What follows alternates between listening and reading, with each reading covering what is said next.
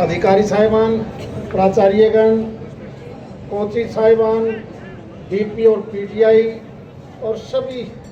प्रदेश के अंदर से आए हुए 22 के 22 डिस्ट्रिक्ट से हमारे ये प्राइवेट और सरकारी स्कूल से आए हुए सभी बच्चे, हम हर साल प्रदेश के अलग अलग इलाके के अंदर पूरे साल के अंदर इस प्रकार के खेलों का आयोजन किया जाता है, जहां प्रदेश को बने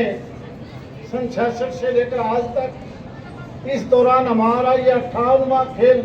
महोत्सव अभी इस भिवानी स्टेडियम में आप लोग अलग अलग जगह से आए हैं और 3 प्रकार के गेम हमारे स्कूल, चाहे वो 14 साल के हों, 17 साल से नीचे हो या 19 साल तक के बच्चों के लिए खेल, जिसका ये आयोजन किया गया है। यहाँ आने पर सभी का स्वागत। देखिए, एजुकेशन और खेल दोनों चीज़ें बहुत ज़रूरी हैं जीवन के अंदर। इसीलिए शिक्षा जगत में एजुकेशन डिपार्टमेंट ने न केवल हरियाणा प्रदेश बल्कि सारे देश में जो एजुकेशन पॉलिसी बनाई है, primary education, middle education, higher education हो, जितनी भी स्कूल और कॉलेजेस हैं, परमिशन तभी स्कूल चलाने की मिलती है, चाहे सरकारी हो या गैर सरकारी हो। जब तक उसका खेल का ग्राउंड नहीं होगा, किसी स्कूल को सरकार परमिशन नहीं देगी। इसीलिए स्कूल के अंदर सबसे पहले आप प्रेयर के अंदर जाते होंगे, वहाँ पर कोई पीटीआई, डीपी, जरूर एक क्लास पहला जो पीरियड है वो केवल और केवल हेल्थ के लिए होता है, ताकि हमारी हेल्थ सही रहे। इसीलिए इस देश का बच्चा हेल्थ में सबसे ज़्यादा कॉन्शियस है और दुनिया के अंदर भी सबसे ज़्यादा संख्या अगर हम देखेंगे तो हमारे देश के बच्चे सबसे ज़्यादा खेल में भी और एजुकेशन में भी बहुत अच्छा टैलेंट बन के निकलते हैं। केवल खिलाड़ी के लिए स्कूल ही नहीं, गांव स्तर पर भी देखोगे आप, कहीं आपको स्टेडियम मिलेंगे, कहीं व्यायामशाला मिलेगी, कहीं योग के लिए कहीं ना कहीं योग सिखाने वाले टीचर मिलेंगे। यानी इस प्रदेश के अंदर जिस प्रकार से खेलों में न केवल स्कूल एजुकेशन के अंदर बल्कि अब तो खेलो इंडिया के नाम से भी इस प्रदेश का कोई बच्चा ऐसा आपको नहीं मिलेगा जो किसी न किसी खेल में हिस्सा ना लेता हो। इसलिए मैं केवल आपसे इस आयोजन के मौके के ऊपर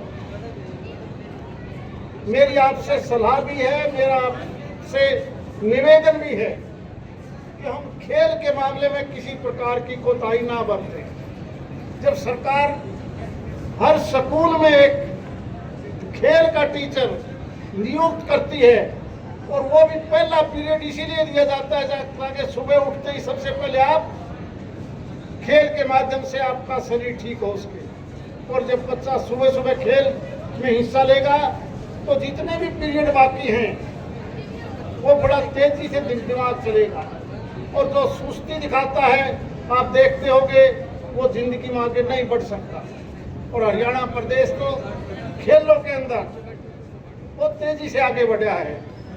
आपने बड़े बड़े खेलों के आयोजन देखते हो, ओलंपिक हो, एशियाड हो, कॉमनवेल्थ हो, दूसरे गेम हो, कोई दिन नहीं टलता जिस दिन इस हरियाणा प्रदेश का कोई ना कोई खिलाड़ी न केवल देश से बल्कि विदेश से भी कोई ना कोई मेडल लेके ना आता हो।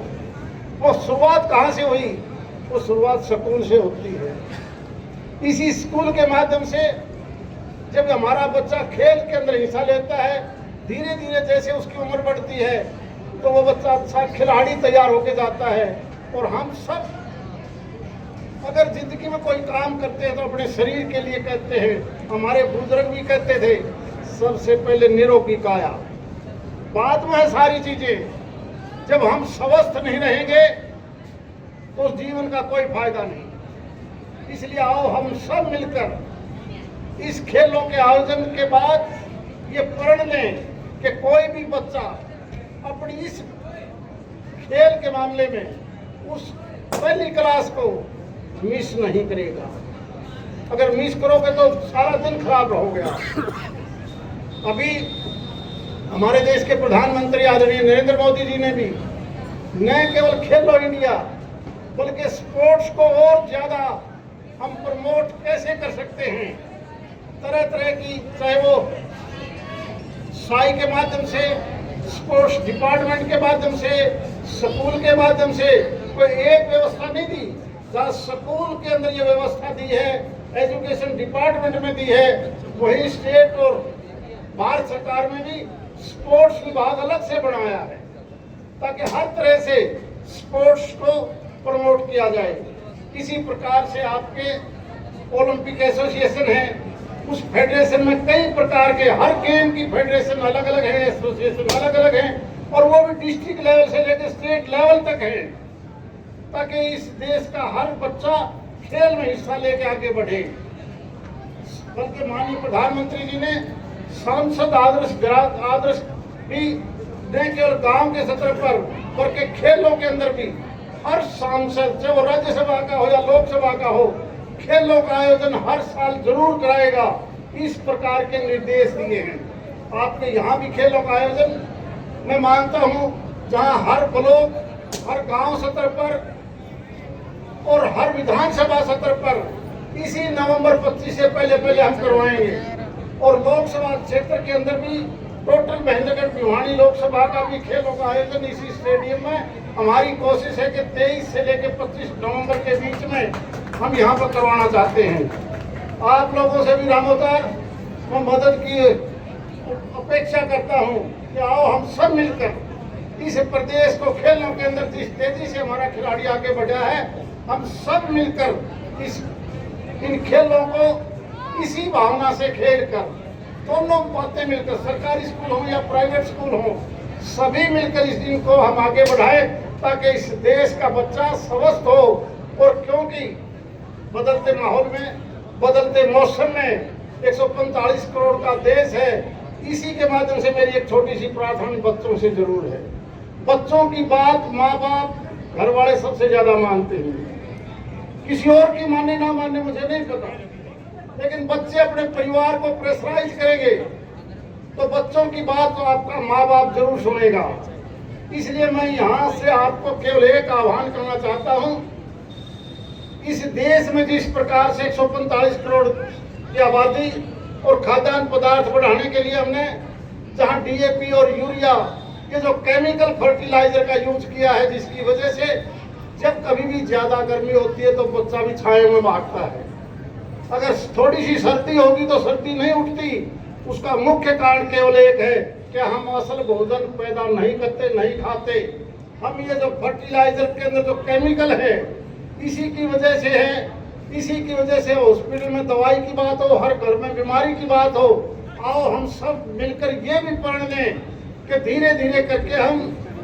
केवल ऑर्गेनिक फसल पैदा करेंगे। हम डीएपी और यूरिया अपने खेत में नहीं पड़ने देंगे। हम कम खा लेंगे, लेकिन डीएपी और यूरिया की वजह से आपने देखा होगा सारे प्रदेश में, और यहाँ पर भी जब आप यहाँ खेलों का आयोजन हो रहा था तो इस बात के लिए गंभीरता से एजुकेशन डिपार्टमेंट सोच रहा था कि बाढ़ की वजह से खेतों में जब पानी भर जाता है तो वहाँ का यूरिया बह के नहरों के मार्फत, ड्रेन के मार्फत जब वाटर सप्लाई के टैंकों में जाता है, कहीं ऐसा ना हो कि उस पानी को पीने से खिलाड़ी बीमार ना हो जाए। इसलिए सरकार गंभीरता से सोच रही थी कि केवल वहां पर खेलों का आयोजन हो जहां बारिश की वजह से इतना भारी नुकसान नहीं था। फिर भी यहाँ के प्रशासन को, डीओ एजुकेशन को मैं बधाई देता हूँ, इन्होंने फिर भी ये फैसला लिया कि नहीं, खेल इसी भिवानी में होंगे, तीनों प्रकार के गेम यहाँ होंगे। इसलिए आज जरूरत इस बात की है कि हमने अगर आगे बढ़ना है, बीमारियों से भी मुक्त करना है, तो हम सब मिलकर अपने परिवार को ये समझाएं। हम भारत सरकार से भी ये प्रार्थना करेंगे आपके माध्यम से कि जो किसान अपने खेत में डीएपी यूरिया नहीं लेगा, उसकी भरपाई के लिए देसी खाद बनाने की प्रवृत्ति कैसे हो सकती है, ताकि